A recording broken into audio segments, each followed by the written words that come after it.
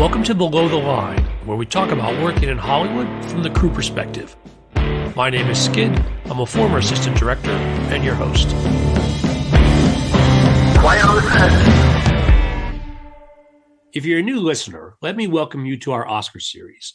Each episode, I'm hosting a panel of film industry pros to discuss the nominees in their category of expertise.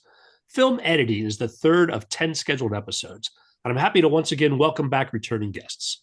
Christopher Angel, you're a triple threat writer, director, editor. You've been editing for over 25 years, and your credits include James Cameron's Expedition Bismarck and Gary Shandling's The Making of the Larry Sanders Show. It's also your fourth year discussing the Oscars with us. Always a pleasure, my friend. Thanks for having me back, Skid, and good to be here with you, Amy. Hello. Amy's up next. Chris, you're stomping on my intro, but here that was I was trying to like tee it up to you. Skid, also returning for her second Oscar episode and fourth appearance on the podcast, Amy Duddleston. You're a film editor with 30 years in the industry, and your credits include Mayor of Easttown and Gus Van Sant's Psycho. Really glad to have you back. Thank you for having me. This is always a good time, and it forces me to watch all the movies again, so it's good. Best homework I've got. Listeners, you can learn more about my guests on the Internet Movie Database. Below the Line has its own page, so if you start with an episode of the podcast, you can simply click through to see the film credits of my guests. Check it out. But back to the matter at hand. The 5 films recognized by the Academy for film editing are The Banshees of Inisherin, Elvis, Everything Everywhere All at Once, Tar, and Top Gun Maverick. We're going to discuss them in that order, and spoilers are possible, so consider this a warning. Spoilers are guaranteed. Apologies in advance if I mispronounce the names of any nominees. If either Chris or Amy correct me, I can fix it in post. So if you're hearing it wrong now, the blame is shared by all three of us. Oh, great. First up for editing, Mikkel E.G. Nielsen for The Banshees of Inisherin. A movie I loved. I very much enjoyed it as well. I just have to say like an overarching comment. It's like some years, I've tried to look for like a theme that like unites the editing nominations. It could be thematic or it could be technical. This year it's just like a pretty amazing collection of movies that are all really different, both in content and then editing style. So Banshees, weirdly enough, is the shortest movie on the list. Yes, it is. Yeah, I was looking at runtimes. 114 minutes. Yeah, so like, pretty quick movie, but also probably the least edits in any of our movie, right? So much longer takes, a more paced movie, more about the characters. It's very much a performance-driven film. Yeah. And that's what I loved about it so much. And I mean, it's very much how I like editing my own, things that I work on. So everything's kind of performance-driven whenever possible. So this movie moved me tremendously. And I really loved the way it was cut. I did. You just weren't thinking about it. You were thinking about the lives of the people in the movie. And I loved that. So, I wonder if that's going to hurt it in this category, right? So it's so funny to think about. Like, I think as an editor, like you, Amy, like I really appreciated the movie overall and then appreciated trying to watch it for the editing because it got out of the way of the characters in the story and helped it. But it's just not flashy in the way that some of these other movies are from an editorial point of view. So at the end of the day, I worry, even when a bunch of editors are voting on this, like it may get left behind a little bit because it isn't all that flashy. Like the thing that stands out to me the most is how it used landscape and then intercut that with the characters. So like you'd have these beautiful shots of the island and it brought the place alive for me. But that was really the most technical thing I can kind of point to. In terms of like editorial technique that they were using to tell the story. Yeah, it was just like how solitary their existence was on this island and how solitary their lives were and how tranquility drove them all insane. But the tone was also like handled so well by the editor. It was beautiful. Yeah. It had both this like sort of sweet relationship at the heart of it between the two men, but also you felt like something terrible was going to happen. And there were these not supernatural, but the banshees of the title, like there was a character who represented that. And you felt like there was a crisis coming and you were given warning that it was going to come, but you weren't quite sure what it was going to be and how it was all going to come together. And it's just a nice balance. It was. And I went into this film not really knowing what it was about. Like I had no idea. And I've started watching movies mostly like that. I haven't read reviews for a while. And it was like, there was a lot of tension. Like I didn't know like what the hell was going to happen. And I was caught off guard by like the laughing that I was like, there was a lot of comedy and just, there was a lot of tension. And so the way it was cut, I was just like, okay, what's going to happen to these people? It was good. This was my favorite film, actually, of all of the films this year, I have to say. I can talk about all of them, but this was like my favorite. And it's probably a good time for us just to say, like, again, what a tricky category editing is in some levels, right? We've talked about this before, but the relationship of best picture to editing is really interesting. Like, it should sort of overlap, but one factor is, I think, our personal feeling kind of coming out of a movie. Like, did we enjoy it? Did it work as a movie? Did it hang together? And then kind of layer on top of that editing technique that we're sort of looking for, right? So I think a movie that's going to win this category is going to do both. So it's not always one-to-one, like the best picture is going to win best editing, but it really should be the best editing movie should be in that list of the best picture. Because if the movie doesn't work, it's like something went wrong. I completely agree. And, it's like Top Gun Maverick, you know what you're going to get. It's not a mystery what's happening, what you're about to get, but it's also a sequel and we knew what to expect. But the ride was very much fun and we all talk about it. But and Tar, I just, we'll talk about all these movies. But yes, exactly. It's like, yeah.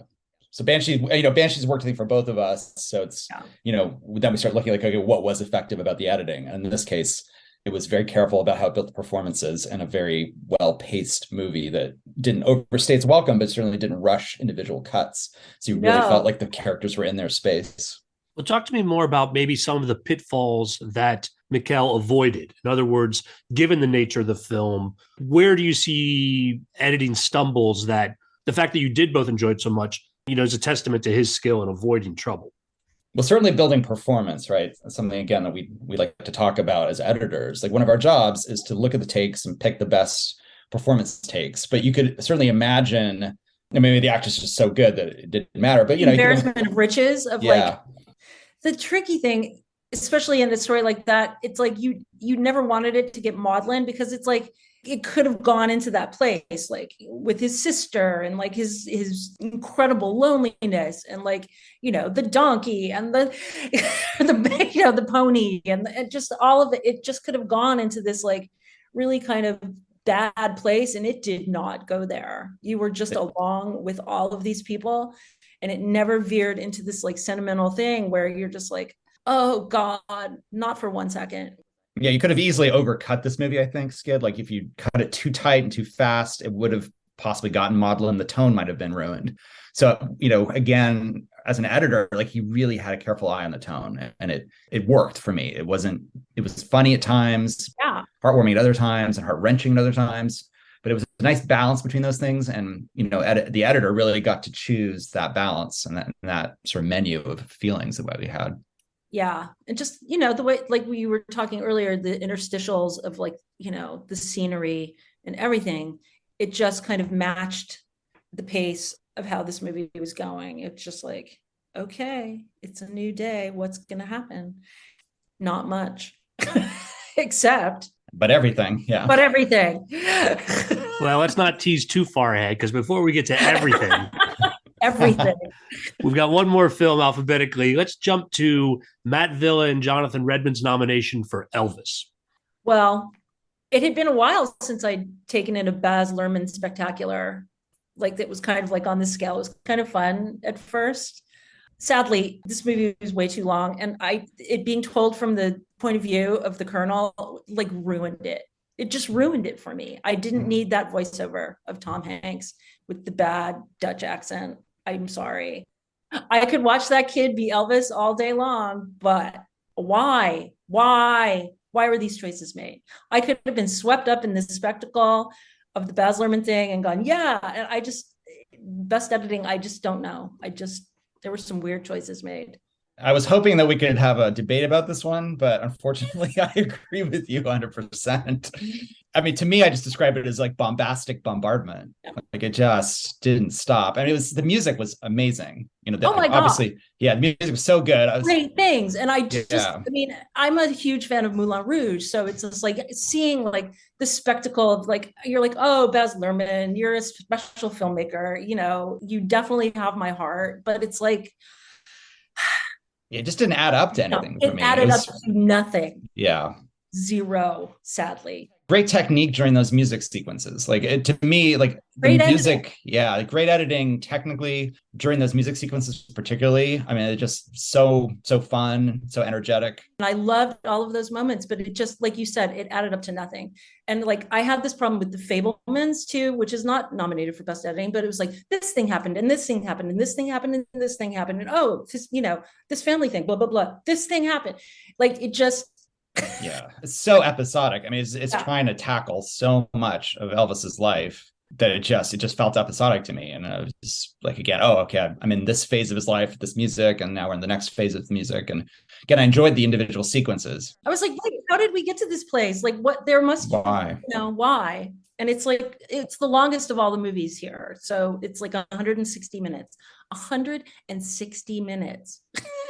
And that's a cut down, I think, from their first cut of the early cuts. So yeah, it needed to be reined in somehow. And Lerman is not going to be the person to rein anything in, but it's like, yeah, again, like what are you making? I don't know. Yeah, I'm unfortunately with you. I had a debate with a friend who saw it and really enjoyed it and said, okay, oh, you just need to know more about Elvis, and it has this perspective on Elvis's life. But I'm like, well, it didn't speak to me that way, so I can't give it that feather, unfortunately. I'm American. I know about Elvis. Yeah, exactly. You don't have to, like, we all know something about Elvis. Elvis has an interesting number of nominations in the technical categories, and I'm kind of curious if you think there's just sort of this wave behind it, or did the sound carry the editing, or do you think the editing is going to pull down the sound when they compete in that category? Because these things obviously work very closely together for a film like this. They do, just the music and the sound, but I just don't know. I mean, I can see why it was nominated because of the music video, right? I can totally see why. I mean, there's a lot of like flashy editing going on, like the multi-partite, like the different bars and the windows, the picture-in-picture. Like there's a lot going on. There's a lot of split screens, and that's a lot of planning and a lot of. It's somebody who's always asked, hey, can you do like split screens? And I was like, hey, can you shoot them like plan them properly? Yeah. So that's a lot of work. Like I saw that and I was like, oh my God, it's a lot. But yeah, so to answer your question, I feel like it's the music kind of driving the movie in a sense, and they're lucky, I think, to use that music and do a good job with it. But no, exactly. That to me is kind of what's happening. Yeah. I mean, it looks beautiful, right? There's a rich world there as well. Yeah. Amazing, Catherine Martin, and it's just like, their partnership. It's great. And it's just like everything that it should have been the way Elvis's life was. It's just kind of like, wow, Well, I'm very interested to hear you compare the editing style on this film with our third nominee. That's Paul Rogers for Everything Everywhere All at Once.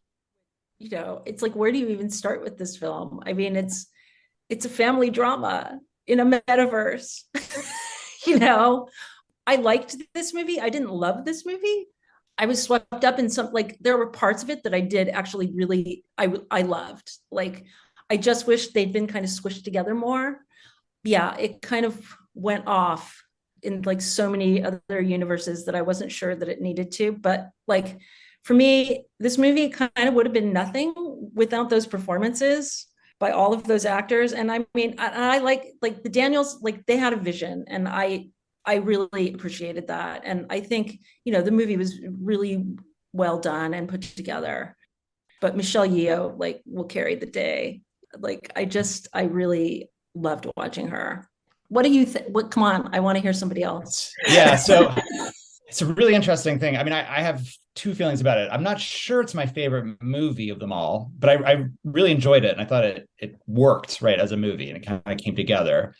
And I mean, to me, I actually would really vote for this as like the best editing film of the year. So if I had a vote, this is the one I would choose out of the 5 that are nominated, just because I think it is such a fantastic coming together of different things, and each one is done so well. And I do feel like it kind of hung together. And I think that's the debate about this movie, is like, did these different parts work together? But you've got a drama, you've got comedy, you've got science fiction, you've got a parody, and then you've got these amazing action sequences.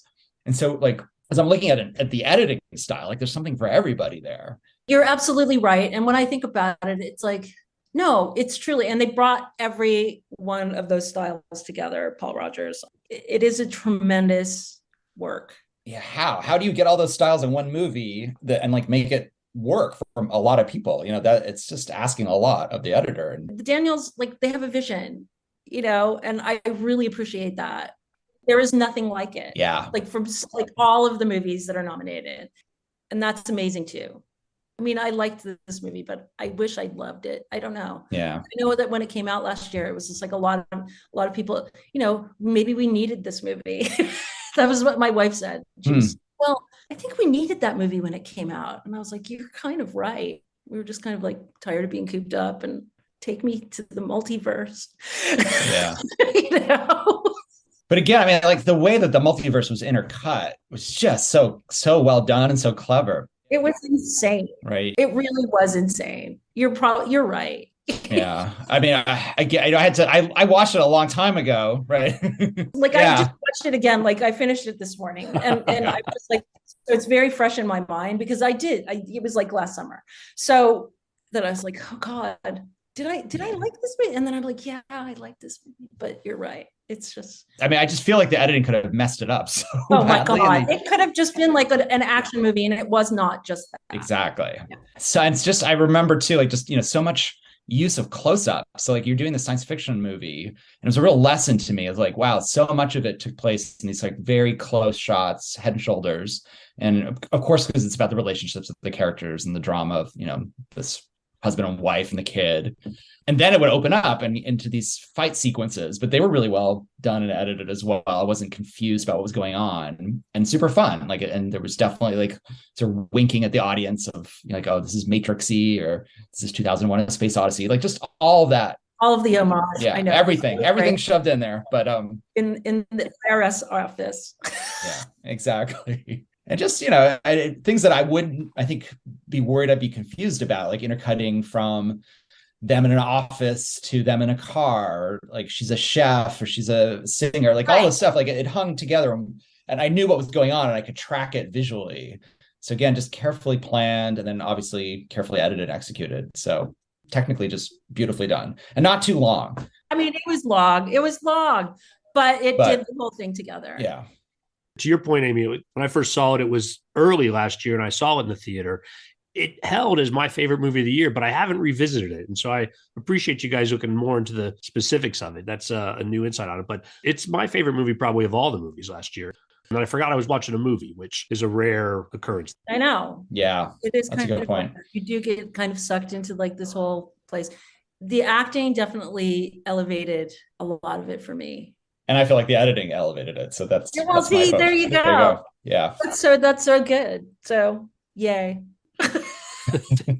To its credit. Now, I think our next film reminds me talking about Banshees again, and that's Monica Willie's nomination for Tar. Everybody has an opinion about Tar. Yeah. Especially me. And me. When I first watched this movie, I hated it. I mean, I kind of hated it. And then I kind of thought about it some more. And then I couldn't stop thinking about it. And I had to watch it again. So I don't know. I mean, it was too long. It was kind of pretentious. Uh-oh. I liked it. Oh no. I mean, this is like the debate. Yeah, debate. This is what, we're like too agreeable. No, and there were parts that Todd Field, like the filmmaking was immaculate. It was like, like truly everything about it was immaculate, maybe too immaculate. I don't know if that was what bothered me. Like, it just could have been like a little less immaculate. It was, like the story, like you don't get many movies that take place in the classical music world. So that was like really interesting. Just the machinations of like recording something and like, that was super interesting. But like there was so much that was just like not interesting. But I don't know. Christopher, I want to hear what you think.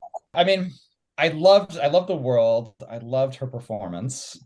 And it left me asking a lot of questions. Like, I think I agree with you. It was like a little too long in places and probably could have used a little pulling up just to keep the story going, especially towards the middle. But I just, at the beginning, I was just surprised. It did some stuff that I think as a filmmaker, I think about like wanting to try to do.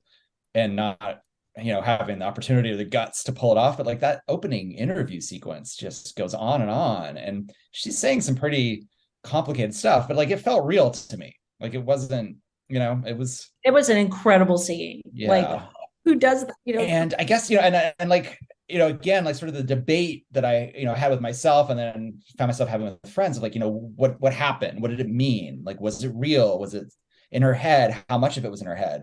Like that sort of like balance between subjectivity and objectivity is really interesting, again, as a filmmaker. And I feel like the editing specifically really helped that. Oh, I know. With like, is it a dream? Is this her dream? Yeah. Is this like, what's the metronome? Why is this thing happening? Like, she was clearly going crazy. I couldn't like stop thinking about it. Exactly. And it had interesting questions that came back to the theme. So it's like it all kind of like worked. And I have a background as a horror filmmaker, and I couldn't also like not help feel that like at a certain point it kind of became like a horror film. Yeah. Right. She descended into that weird basement with the like yapping dog coming after her. It was. You're just like, where are we going? Yeah. It's so strange. But in like the best traditional horror films, like it's a psychological horror film. Like she's clearly highly stressed and going a little crazy. And then the debate is like, well, how crazy is she? Is she completely imagining all this? Is she somebody else and imagining like some alternate life that she wants? Or is it just that this is her life and like there's little things off in the corners? And just the fact that you can ask that question, but it still kind of hangs together is really interesting to me. And again, a testament obviously to the writing, directing, but also to the editing, to kind of like have the restraint to let that just be. No, it's true. Like everything's kind of a mystery. It's like, oh, Linda Tarr. Yeah. Like that whole thing, like when that started happening, like where she goes back to Staten Island and you're just like, wait, what is happening? And that really makes you start to question like everything. I think it's also interesting to compare this one to Elvis, because they're both about music, but like obviously different genres.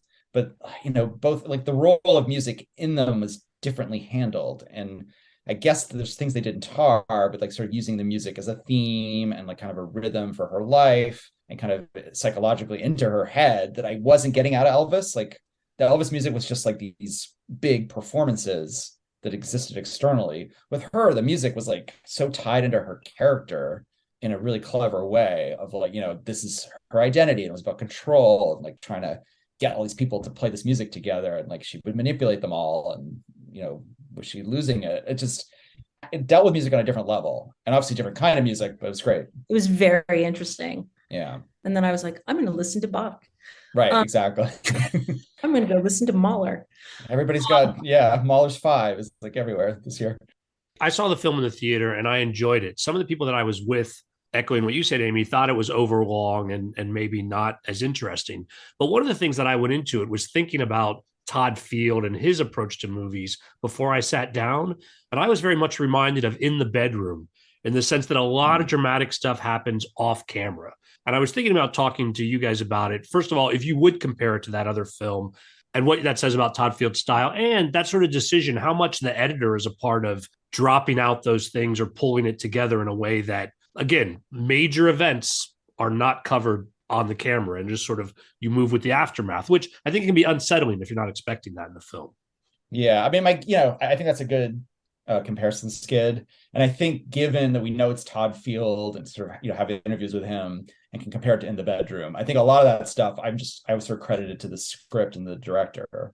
He wrote it. So yeah. Wasn't In the Bedroom from a novel?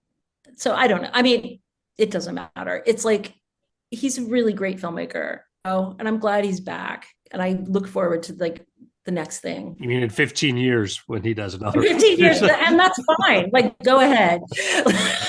Right. Whatever it takes, because it's super interesting. Yeah, it's working. Like, no matter what you can say about this movie, like it makes you think. It's interesting. Truly. Like, everybody had an opinion about it. Just like, it's why I watched it. And I was and like, he kept just enough off screen. I felt that it's sort of what allowed the audience to bring different things to it and have these debates. Right. So it's not everything is tied up in a nice little bow. No, not even. It's like everything, like you really had to use your brain and kind of like, wait, it was pretty good. Yeah. I'm trying to make sure that's emotionally, has an emotional payoff is hard. Like it is. Yeah. Daniels did it. Right. They did. It had a payoff for sure. Yeah. You're like, Yeah. oh, but I mean, try not to give away the ending here, but there is a weird, like, there's a weird tonal thing that kind of happens to me at the very end of the movie that I'm not sure about, but it just moved to a different space and world. literally. Yeah. And then one level you could say like, oh, that's her comeuppance and like she sort of deserves it. Another level, I'm like, is this real? Is this really fitting in with the rest of the movie? Is it supposed to feel real? I don't know. It was kind of like a very sudden, strange transition. And I think Skid's like there was just a lot of stuff ellipsed towards the end of the movie. We're like, what is going on? What's happening? Is she really doing what we see her doing? And how did she get there? So yeah, it was interesting because again, it brought up this question of like subjectivity, of like what's real, what isn't. But It's really interesting because my 17-year-old kid who saw it was like, and kind of took it like literally, like at face value, and was like, well, I need to see what happens next. Like wanted more, like wanted to see what happened after that happened. And I was like, very interesting. That's a take. you can do that. Yeah, it works on that level. It's like you could have just kept going. Yeah. If that was the movie that, we were being presented. I was like, that's not the movie I watched, but interesting. Listeners, very much in the spoiler territory, but there are a couple of bridge scenes that I want to think about from an editing perspective. And that is, she walks into the room where they're talking about what's going to happen with her. Then she's waiting to go out on stage. Then she goes out on stage in a very dramatic fashion, and just how that came together from an editing perspective. And I think that leads then more into the world, Chris, that you're talking about, where things are a little more unsure. Thoughts on that specific sequence and how those scenes went together? Well, the performance, like before she was supposed to go out on stage, I mean, that was like super tricky. And I loved that. That was just like, ha ha, fooled you. It's really weird. It's very unusually handled. I mean, for what I remember, she's standing next to a two shot to one of the musicians who does not seem to acknowledge her. No. And yet she's getting ready, and you're like, okay, maybe she's just getting ready, but like, why are they already playing if she's getting ready? And so I just started to like really question, this doesn't make any sense to me. And it's kind of weirdly confusing, but I think that was the point. Like you're kind of thrown off reality. And then she does this violent act that's kind of out of character, but makes sense as well because of what she's been through. So yeah, kind of a crazy sequence. And the way it's edited, I'm just not sure if it's real or if it's subjective, if it's just imagined. Ironically, there's this huge online debate about whether this is real or imagined in whole. And that's Eddie Hamilton's nomination for Top Gun Maverick.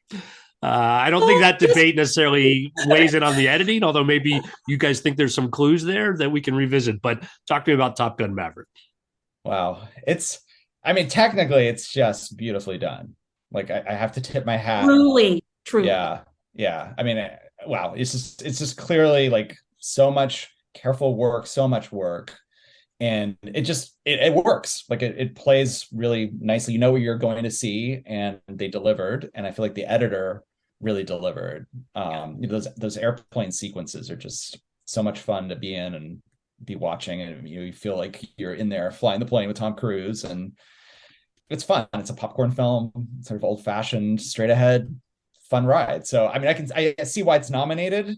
I think because it doesn't get to go to some of these other subjective places, like it's not my top choice, but I can totally see why, because it just technically is beautifully done. It reminds me of that Formula One racing one a few years back. Like it fits in that category of like Ford versus Ferrari. That's right. Thank you. Yeah. No, it does fit into that category. And those guys won. Right. Exactly. But they weren't up against Everything Everywhere All at Once. True. But yeah, it did. It had that feeling of that movie. It was like, that's entertainment. That was it. This is like, we knew what we were going to see, and it delivered on every single level. 80s nostalgia, like all of it was there, and it was a lot of fun. And yeah, it was just like the visuals, like the fact that they shot those on there, like they didn't do anything processed, was amazing. It's great. It must have just been such a job to edit that. Incredible filmmaking. Yeah. And for that, wow. Exactly. It was so much fun. And to see it in IMAX was like, but yeah, it's kind of like there are other movies. Yeah.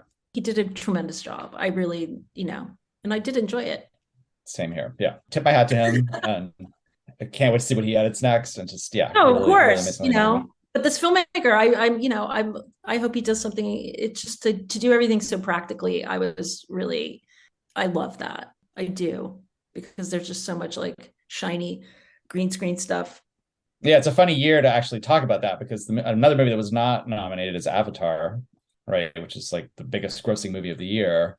And in a sense, the opposite in terms of technique, because everything was pre-visualized, pre-planned, CGI by the nature of it. It's on another planet, but very different process towards like a same goal, right? Both kind of popcorn movies that take you on a ride with a lot of action sequences, but completely different processes about how they come about. Yeah. And I can see why, as much like the Avatar sequences are also really well done, obviously, technically it's beautiful, but I can see why it's not nominated, because it's kind of a little too long. Well, it's too long, and it's just, everything's so computerized. planned. Yeah. It's so planned. Those guys worked for so long on that movie, and it's just, it was just, everything was so planned, like their previs and like everything. It's just, it's a lot, and because it has to be, because it's just like the amount of work that goes into making something like that. Nothing can be squandered in terms of, time and everything. So yeah, it's also expensive. Just a totally different process with Maverick, just finding it more like a documentary in a sense of like really working through so much footage, I'm sure, that he had of the actual airplanes, and just picking the right moments and building performance and building action and building sequences through that. Well, this is one we talked about last week when the guys were on visual effects, and Top Gun is nominated that area as well. And so I'm curious to hear a little bit about the relationship between editing and visual effects on a film like this. Now, a lot of the narrative around Top Gun was about the practical, and that's still true. But then they came in late with sort of pushing the amount of visual effects work to just bring it all together. Talk to me from an editing perspective about your relationship with people who are doing that part of the work. You rely on them tremendously. It's like just for every little thing. What they did was like so much of like glue of just like tiny pieces of this to put that to this to that. It's a lot to make all of that stuff hold together. And practically it probably held together just fine. But the stuff that they added, exterior plane, this, that. It's like right. Afterburners, explosions. Afterburners exploding. Yeah. It's a really iterative process, right? So like there is stuff that has to be shot during production that has to be pre-visualized or pre-thought of. And then there's what the editor does and leaves these kind of, templates or blanks, or they use the pre-visualization sometimes in the sequence. But it's really like, is the effects being used by the editor in a way to tell the story in a way that makes sense? Or is the effect kind of driving the story and you're stuck with it? I think in Maverick, it feels organic to the story they're telling, right? I don't know where it's going to go, but he builds the sequence in such a way that there's the human aspect, there's the planes, and then there's the sort of big effects things that happen, but nothing feels out of place. It's all balanced. No, it all felt like it all belonged together. And that's a lot of work, it's a lot of work. As somebody, who likes to work on things that are very practical. And then you're like relying on these people to like, can you help this make it look a little bit like, we shot the wing of the plane and it's moving. Or, yeah, it's just a lot of work. Well, this is an interesting slate of films this year. I'd be curious to see which way it's going to go. Yeah, it was an interesting year, definitely, for films. Yeah, as I said at the beginning, like just super eclectic bunch of films. Like, so it really kind of could go almost anywhere. I feel strongly that Everything Everywhere All at Once would be my choice, but wouldn't surprise me if there's a surprise in this category. Another film I wanted to sort of give a shout out to, though, that's not on this list, and I watched and was really shocked and surprised, was this movie After Sun, which is a very, very small movie, but just I felt like they took so many chances from a storytelling point of view, and particularly in the editing. So it's about a dad and a daughter kind of away on a vacation, and you just feel that like something horrible is going to happen, and I don't know how they exactly do it. It's not like they say like, oh, something's horrible going to happen. You just feel that something bad's going to happen and you don't know what it is. It seems like it could be one of like 4 or 5 things. I'm trying not to spoil the movie, but you can't spoil the films that we do shout outs for because we didn't read them at the beginning. So exactly. So I'm not going to spoil it. And I haven't seen After Sun yet. So yeah. Okay. Check it out. It's like I said, it doesn't seem to follow some of the rules of drama. And yet I feel like the editing made it work in such a great way that it had drama. And just so, again, as a filmmaker and an editor, like just so exciting to see that and see what they did and that it worked on some level. Not a big movie, but really interesting one. Yeah, I haven't watched it yet. My wife saw it and she liked it a lot. My favorite movie of the year was probably one from last year, but it was Petit Maman, the Celine Sciamma movie that was 89 minutes long. No. And it was such a beautiful film. I was literally moved to tears, and just almost like ugly crying. It was about grief and about, your childhood. And it was a tremendously beautiful movie that I cannot recommend highly enough. So that was like my favorite, just emotionally. And and it was told very simply in a very short amount of time. It's just one of those films I can't stop thinking about, but Now, and is that a film that was eligible for this year's Oscars, Amy, or did it get its release this year? I don't know. I think it was last year's movie that got released in America this year. So it kind of fell between the cracks of like what was eligible, and because there's some very strict rules about like when something's eligible. So yeah, I think it kind of fell out of when it was eligible here. So yeah. I want to see that. I have not seen it, so thank you for that recommendation.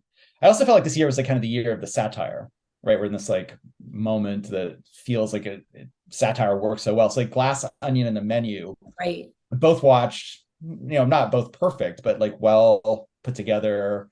The tone of both of them was very clever. Like really good at skewering and satirizing their intended targets. So again, I sort of want to tip my hat to the editors of both of those for finding that tone and sort of being true to it. It's not easy. It was not, Glass Onion, like the beginning, I was like, bleh.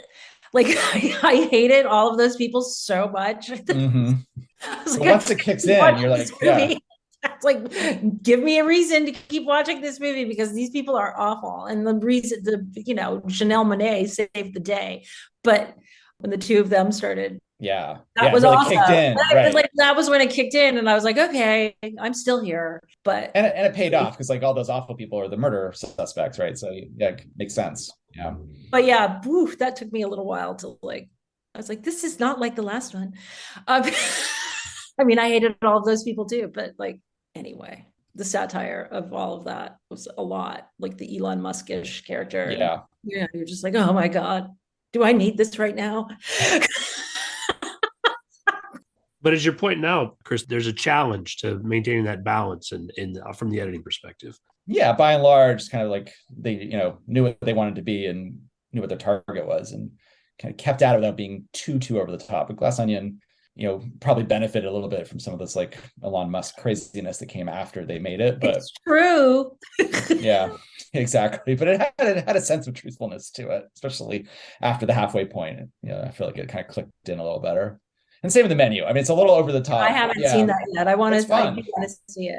Yeah, I've done a lot of work in food TV, so like I just sort of enjoy the skewering of like the sort of haute cuisine world, and they did a good job with it. It's not perfect, but again, they're like very carefully setting stuff up, setting the characters up so that we don't like them all, but it's okay because we kind of want to see them get their comeuppance, and that's part of the fun of it. And I feel like The Menu was more than I thought it was going to be going in. There is a certain level that you're expecting, and then there are some surprises that made it for an enjoyable film. I also like The Menu. Yeah. Overlooked on some level this year. Yeah. Well, not overlooked this year. You guys, always a pleasure talking about these films with you. We're going to call it a wrap. So much fun. Thanks again to both of you. Thanks for having me. Yeah, thanks. Yeah, thanks for having us. Good time. I love this conversation. Yeah. Thank you. It's always a good time, Skid. We'll put a pin in it for next year. Until then, listeners, I always appreciate your feedback. You'll find my contact info at our website, belowtheline, oneword.biz. It's B-I-Z. Even if you're not enjoying the Oscar episodes, I hope you'll subscribe to the podcast. The Oscar series will end, and then we'll return to our regular format, which is shorter and more focused. You can check out past episodes of the website if you're curious. Thanks to Curtis Five for our music and John Wan for our logo. The logo is available on t-shirts, mugs, and stickers at redbubble.com. To all of our listeners, I appreciate you. Please rate us wherever you get your podcasts and tell your friends. Thanks again from Below the Line. For listeners who don't know, Catherine Martin is his wife and the production designer is she the costume designer as well? Is that, or no, on that one? I don't know. No, I think that's somebody else. Okay, Yeah. Well, not to steal credit for anybody else. I'll fix that in post. You could be right, though. There'll be a check and edit, the power of editing.